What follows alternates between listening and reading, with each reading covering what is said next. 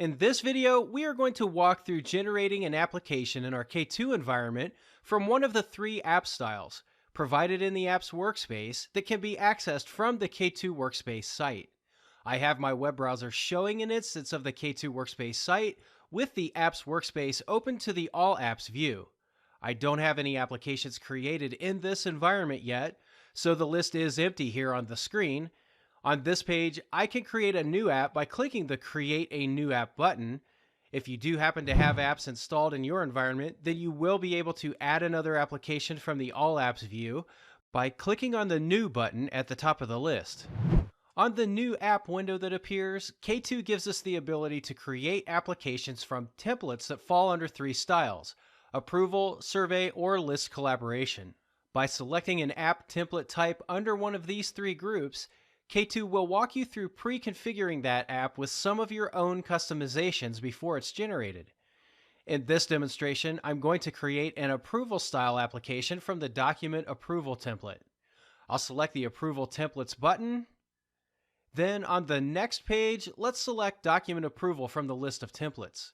Now, if you have questions about what each of these application templates offers, notice on the right side of the list there are links to more details about each option.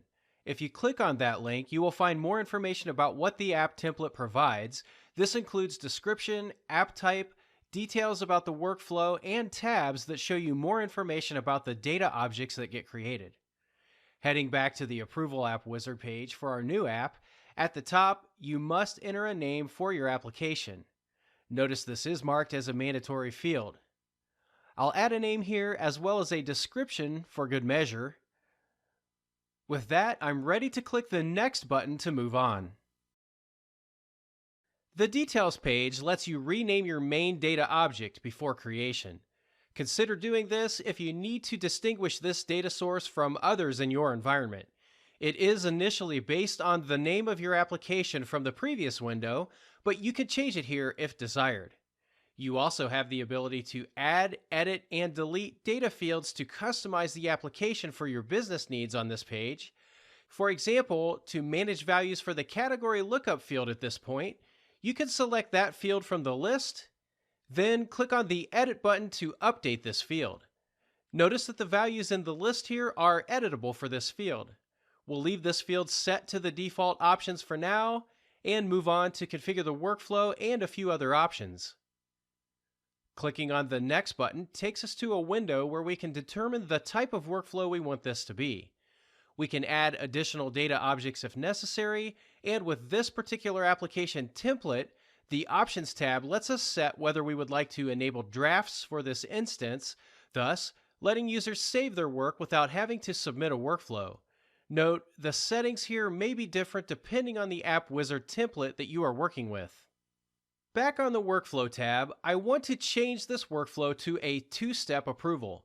I can do this by clicking on the Change link next to the Workflow template setting. With the options available on this page, we can set up one-step or two-step approval workflows. Notice as well that each of those options could also have a rework loop included. For this demonstration, I'll choose the two-step approval without the loop, then click the Select button to make that change. On the Workflow tab again, I'm also going to rename this workflow to have a little more meaning based on my application title by clicking the Change link next to the workflow name. That looks good, so I'll click Update to save that back. Next, let's look at setting up the approvers for the two-step workflow.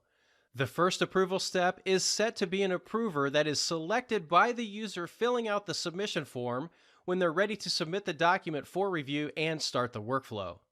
For the second approval step, I'd like to actually change this and add two designated approvers. You can select the Specify Approvers Radio button option to do this. Then we can add Chris and Cody for the approvers. That way they will both get a task to approve the document. If you have the need, you can also update the names of these approval steps based on your business requirements by clicking on the Change link next to each approval step name. I'm going to leave these set to the default settings for now and click Next to move on. From here, we can generate the application. Now, this may take a few minutes to generate the forms, data object, and workflow, so I'm going to pause the video for the sake of time. Okay, at this point, the application has been generated and lives in our environment. We can click to go back to the My Apps list or go directly to the application's homepage from here. Also, if you wait long enough, you will be redirected accordingly. I'll go into the application's homepage for now. Notice on this page, because I created the application, I am the default admin and will be able to see a link into the administration area. Let's open that up briefly. In the administration area, you will have the ability to manage any of the lookup lists associated with your application. You can see we have access to the category lookup list here. Also, because we chose to designate specific approvers for the second level approval for the application, K2 created a list for managing members of that approval level.